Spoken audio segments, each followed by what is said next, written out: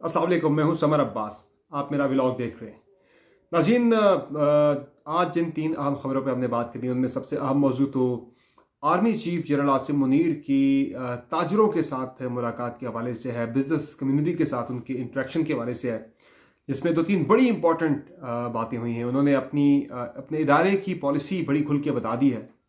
और नाज़रीन, इसके अलावा हम बात करेंगे आज के इलेक्शन के अल्तवा के हवाले से मज़ीद जो चीज़ें सामने आई हैं।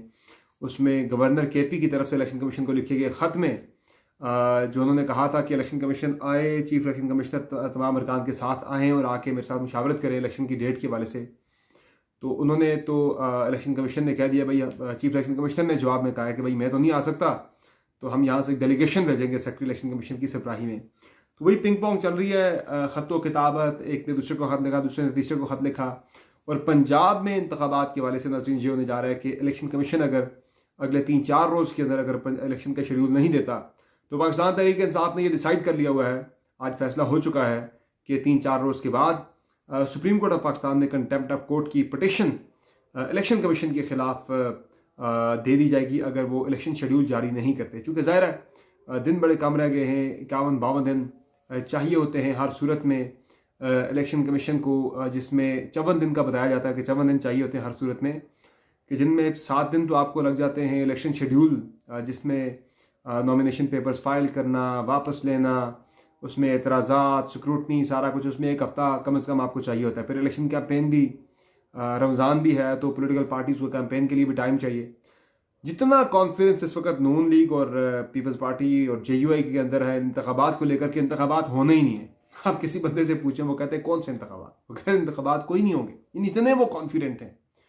तो ये कॉन्फिडेंस उन्हें कहाँ से आया है, ये आप सब बेहतर समझ सकते हैं। इसके अलावा नाज़रीन, इमरान खान की गिरफ्तारी के हवाले से पेशरफ्त यह है कि जो फौरी तौर पे PDM का प्लान था वो तो कामयाब नहीं हो सका, इमरान खान की गिरफ्तारी वाला। इस्लामाबाद हाई कोर्ट ने इमरान खान का जो वारंट है उसे 13 मार्च तक सस्पेंड कर दिया है। लेकिन 2-3 बातें बड़ी इम्पॉर्टेंट मुतल्लिका इस्लामाबाद हाई कोर्ट के जज साहब की तरफ से सामने आई हैं। उन्होंने कहा ये एक तो जब अदालत में किसी को बुलाया जाए तो उसको बुलाने का तरीकाकार यही होता है कि बंदा अगर गिवन डेट पर ना आए तो फिर उसका वारंट निकालना पड़ता है। तो वारंट को गैर मौसर कर दिया गया 13 तक।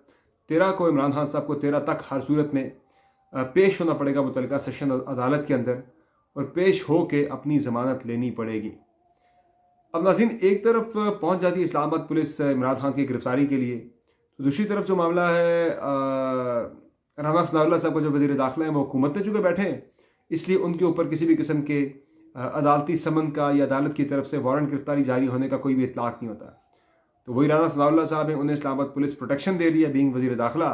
और इमरान खान जो है, चूँकि वो साबिक वज़ीर आज़म है, तो इसलिए उनके वारंट की तामील के लिए पहुँच भी जाती है। गिरफ्तारी की बातें भी हो रही हैं, IG साहब भी बयान दे रहे हैं कि मैं गिरफ्तार करूँगा इमरान खान को। तो ये तज़ाद आपको जो है ना बड़ा वाज़ेह नज़र आता है। और एक चीज़ जो मैंने कल पॉइंट आउट की थी, मैं दोबारा से पॉइंट आउट करूँगा, लाहौर हाई कोर्ट के अंदर भी एक केस लगने वाला है। एक तो वीडियो लिंक पे इमरान खान की पेशी वाला, और दूसरा इमरान खान की हाज़िरी से इस्तिस्ना के हवाले से कि वो वीडियो लिंक पे पेश हों, वो कह रहे हैं अदालत के अंदर, और उन्हें फासली ज़मानत मिल जाए। तो इस पर कल भी मैंने आपको बताया था कि अप्रैल 2019 में नैब में हमज़ा शहबाज की पेशी थी, और हमज़ा शहबाज के वारंट निकल चुके थे। नैब वो वारंट की तामील करने उनके घर पे जा रही थी। तो हमज़ा शहबाज साहब ने लाहौर हाई कोर्ट से हिफाजती ज़मानत दे ली थी, बग़ैर पेश हुए। हमज़ा शहबाज घर पे बैठे हुए थे, उनको हिफाजती ज़मानत मिल गई थी।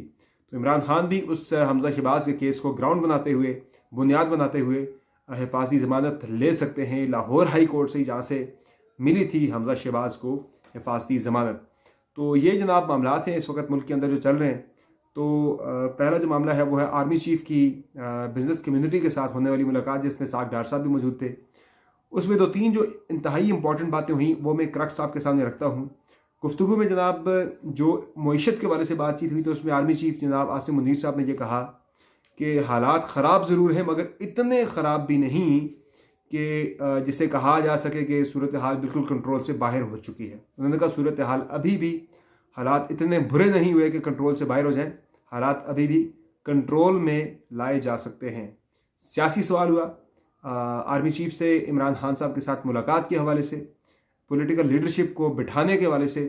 तो उन्होंने कहा जी कि मुझे आरिफ अलवी साहब ने इमरान खान साहब का पैगाम पहुंचाया था कि वो मुझसे मिलना चाहते हैं, तो मैंने इनकार नहीं किया, यानी वो ये कह रहे कि इनकार नहीं किया बल्कि रेगरेट किया, यानी कि माजरत कर दी उन्होंने, उस पर जो है ना रिफ्यूज़ नहीं किया उन्होंने उसको जिसे कहते हैं ना कि गुरेज किया मुलाकात से, और कहा कि इमरान खान साहब जो हैं वो वज़ीर-ए-आज़म से मिलें और उनके साथ बैठ के मसाइल को हल करें।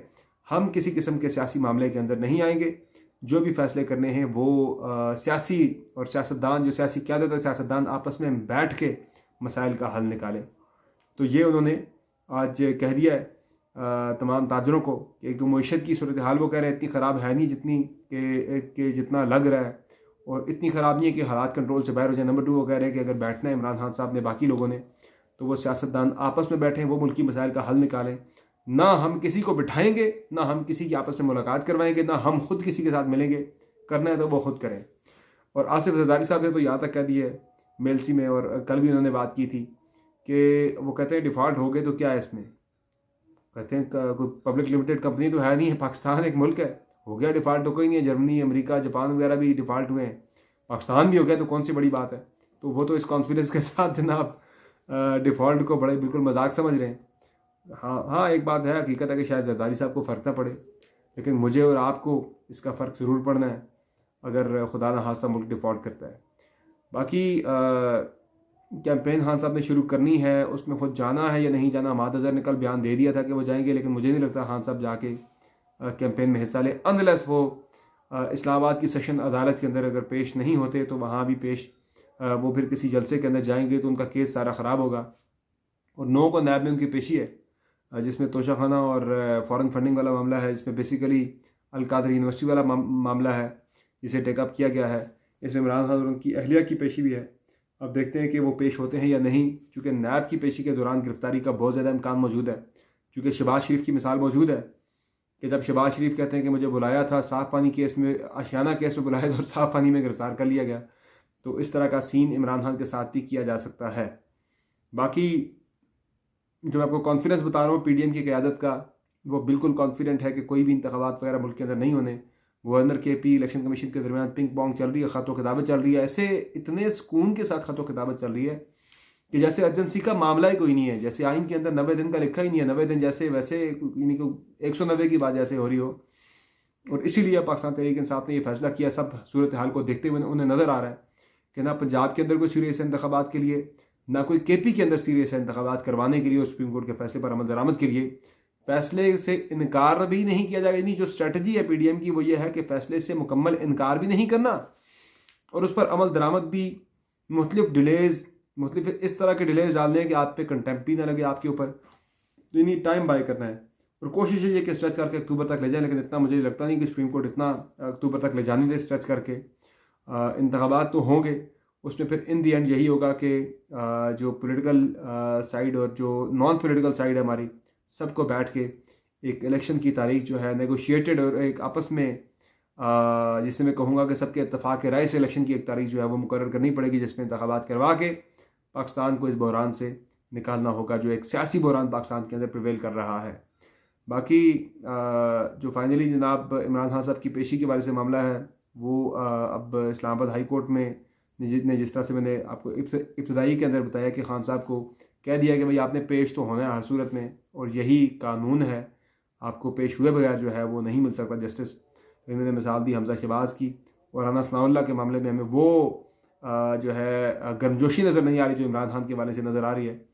बहरहाल ये सारे मामला हैं जो कि मुल्क के अंदर चल रहे हैं। इंशाअल्लाह कल मज़ीद अपडेट्स के साथ आपकी खिदमत में फिर हाजिर हूँगा। फिलहाल इजाज़त दीजिए, खुदा हाफ़िज़।